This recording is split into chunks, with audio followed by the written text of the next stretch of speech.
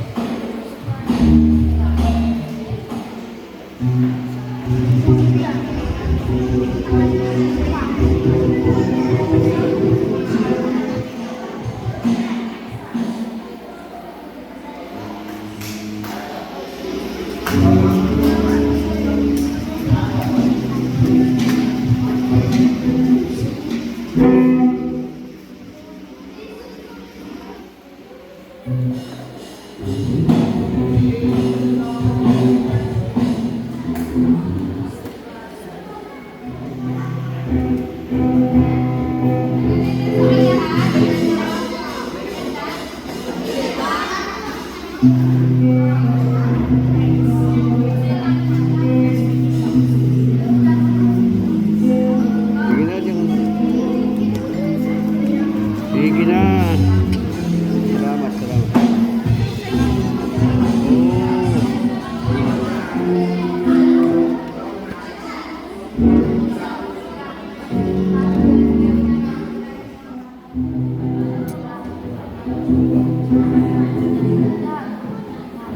Oo ka dyan. Oo ka.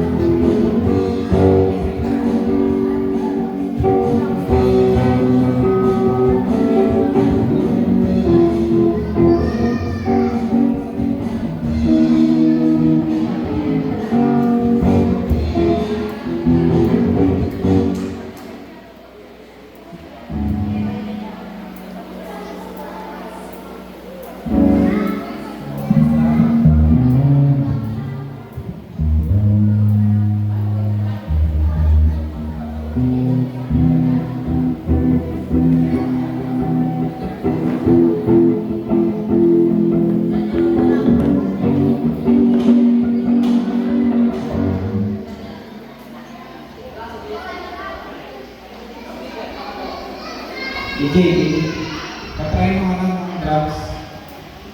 Patry. Tuloy tuloy. Tuloy tuloy.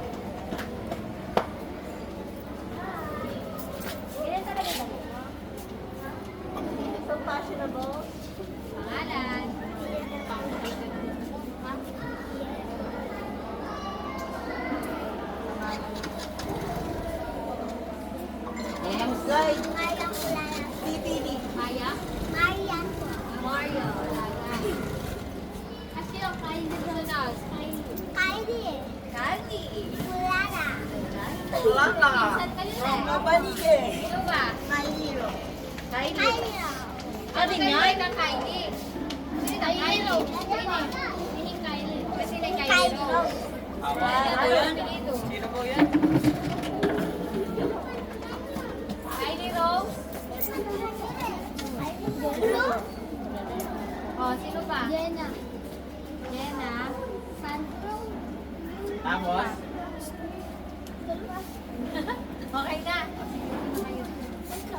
Wala. Juliana yun. Floyd, nalista na. Hindi Floyd. Sila Lester?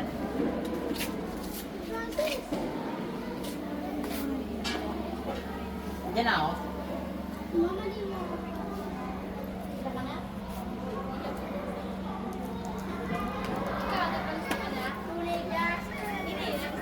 Kunan tayo. Oo, ang dami. Ang dami. Ay, mute pala yung model.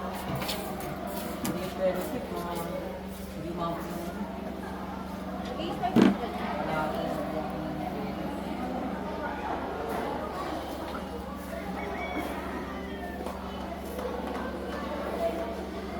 Ilan na yan? Dapat 81 na. Ilan na iba ng ano?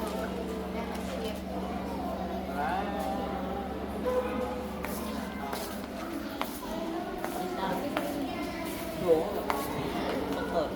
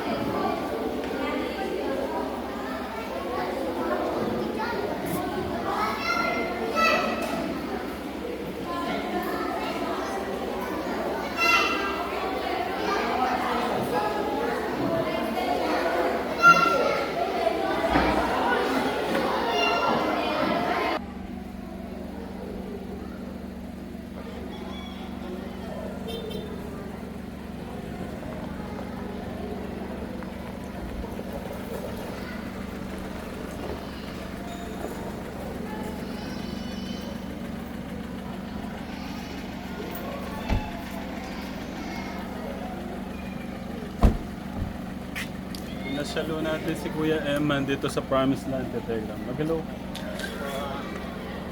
Yan yung Promised Land. Yan yung ano. Pagkaganyan, merong children. Ano. Dami na palang ba? Silipin natin.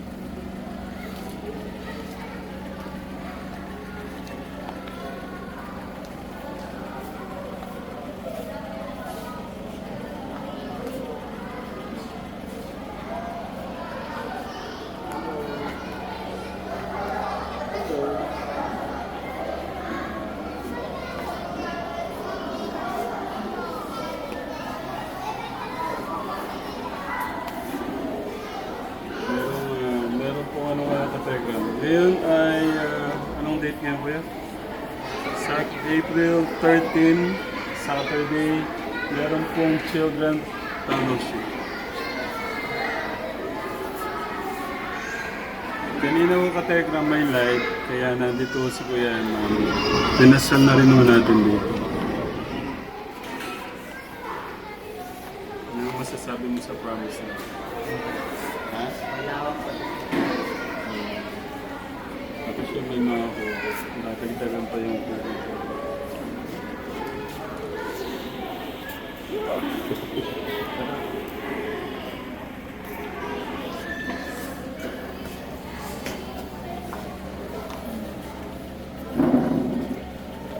Ano oras mag-start? Kaya, Mamaya-maya pa. Iniipon pa yung mga bata eh. Almost 80 pa lang yan. iatid ko na po si Kuya Eman Katekram. Paalam ka na. Bye po. Baka gusto mo pa mag-stay kahit 1 minute. Ano, gusto mo bang umikat? Okay na. Tsaka na. Paalam Katekram. Nakikinig pala. Ingat Hello! kayo, ingat! That is good! All the time? Okay. So, ready na po ba kayo? Kumusta naman?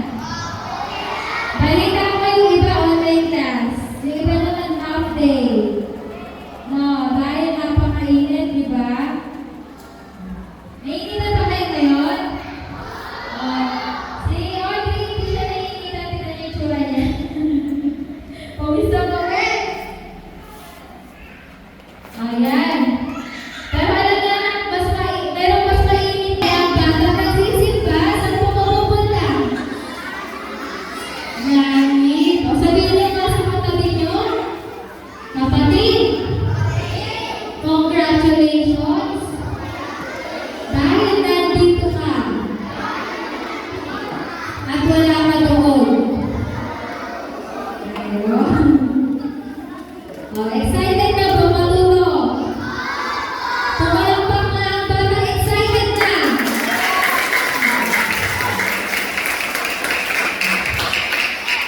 At sabi nga ng I love you, Jesus, yung gusto na makarinig na salita ng Diyos. Okay, very good. Oh, ready na ba talaga? Sige, tinatawag ko na si Ate Cassie, ang ating pinaka-MC. Ayan.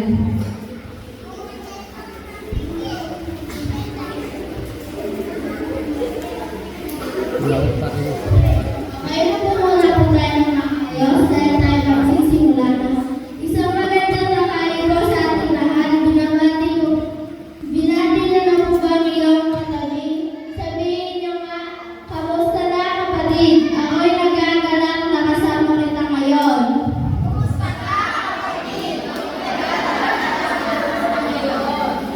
Amen. Alam ko na po na ready na ang lahat. Bago po tayo umawit sa ating Panginoon, pangunahan muna po tayo ng ating kapatid na si Angel Sabu sa pambuhay na pananalangin.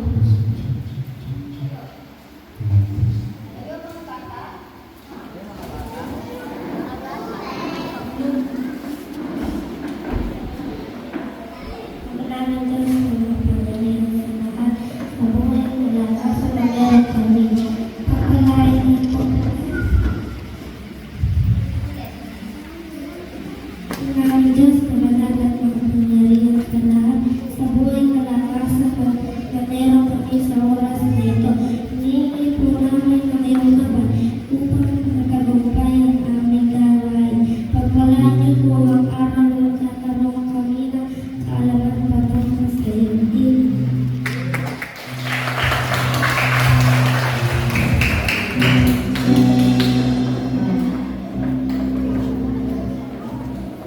Manatili po tayo ngayon sa presensya ng ating Panginoon. Tayo po ibawin sa ating Diyos. Malakas na palakpak.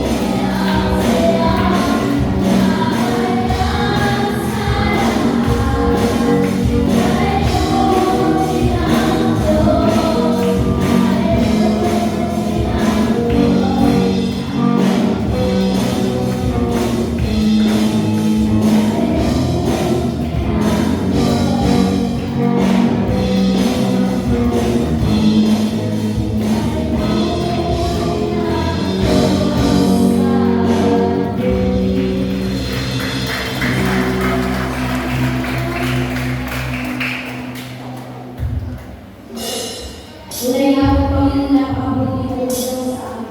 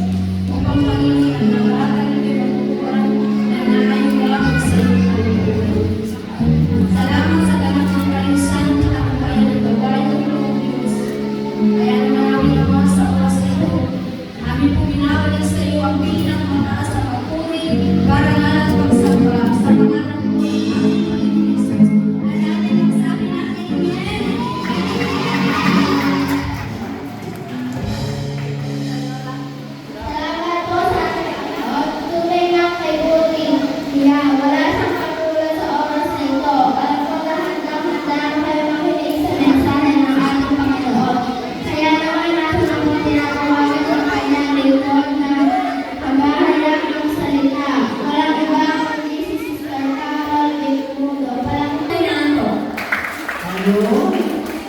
Gising sila. Ano? Kaya sila pumalakpan. Ano?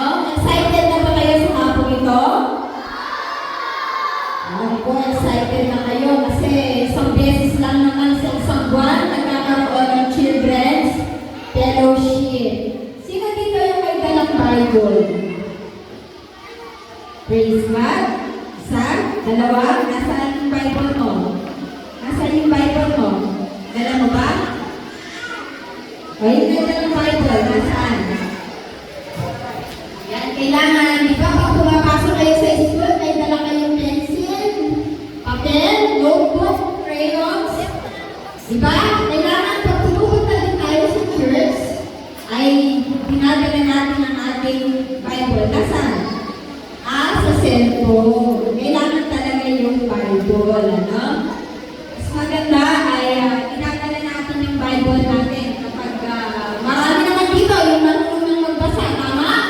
Lahat halos ay nag-aaral na. Mainit ba? Mainit ba?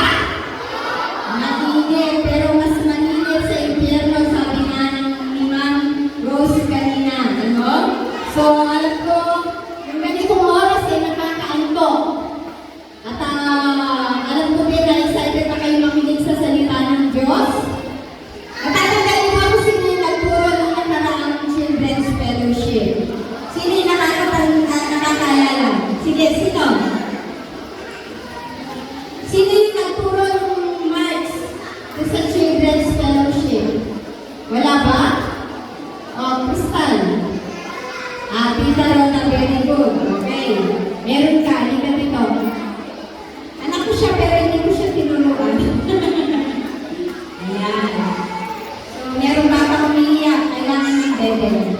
So, sige, para hindi na tayo magtagal, kailangan ko makinig ang bawat isa. Okay. Kunyari, nasa school tayo. Kapag nasa school pa kayo, nakikinig pa kayo kay teacher? O kapag dito kayo sa church, kanino kayo nakikinig? Doon sa nagtuturo para kapag meron tinanong, makakasagot kayo. Okay ba? So sige, sa hapon ito, kaya pag-aaralan natin ang isang lingkod ng Diyos, ano? Dito tayo sa aklat ng Jonas.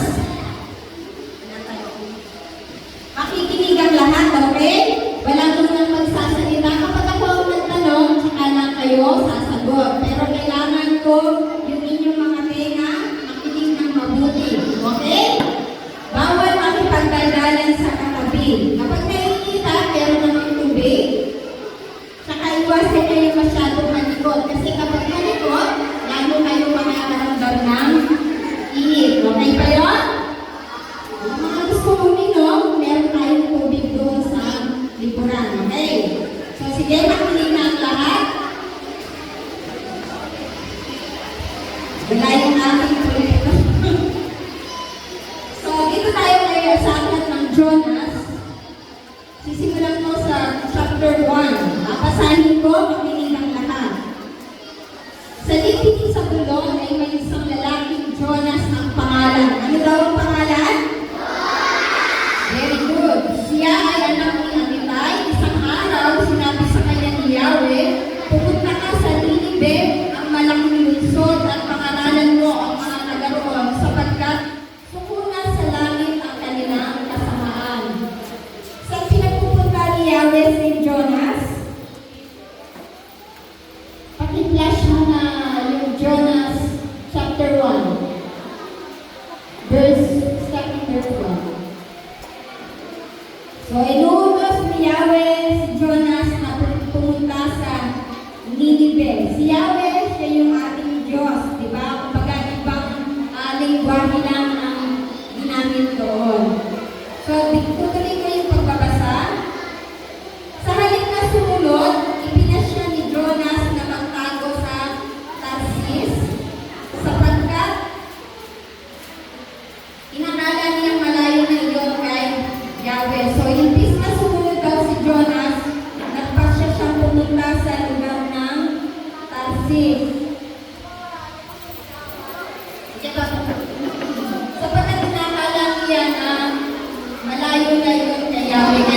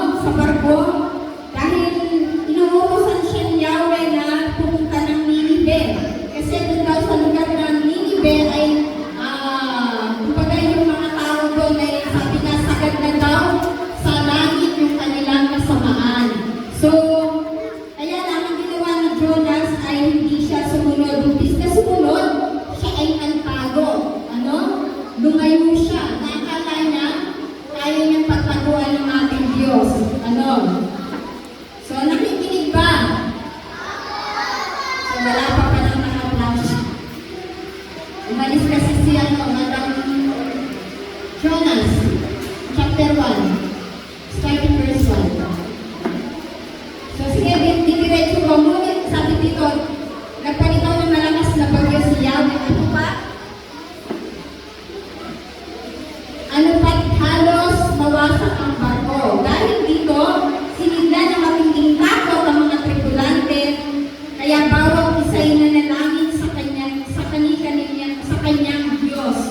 So, na-imagine nyo ba, nung nakasakay niya sa barko o sa vapor si Jonas, nagpakita ng malaking bagyo ang ating Diyos. Ano? Kasi tumakas siya. Diba? Kayo ba kapag inuutosan kayo ng mga magulang, sumusunod ba kayo?